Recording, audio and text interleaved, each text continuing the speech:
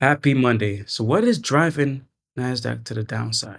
There are three major events that's happening right now, and it's going to happen in the next couple hours. All right. So, just in case you're not aware, US and Israel has teamed up and attacked Iran. That's the first major catalyst for NASDAQ.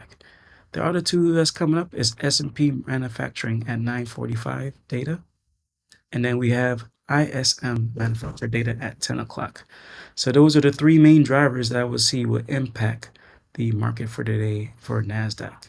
All right, so as you see on the hour, I'm not going to really change my levels from yesterday. It's going to go ahead and slice it down where we're going to have a little bit of consolidation and call it a day. So as you see, market open, we got down first to 320, came all the way down. What's that? 480. Now price is currently at 269. Anyways, so what I'm looking for is a continuation to the downside when the market opens. We're going to have some type of bottleneck around here. Let me get to your exact numbers. All right, 24,572. Come out strong at market open. We definitely pierced 24,392.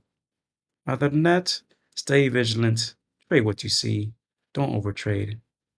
And again, market trend is technically down. So I don't foresee we having a huge reversal and exciting news to go ahead and run all the way back up, fill that gap of 35 bucks, or reclaim 24,950. If that happens, it does. Other than that, stay vigilant. If you have any questions, comments, concern, just go ahead and DM me on CIYcapital.com or YouTube channel on CIY Capital. Have an amazing trading day.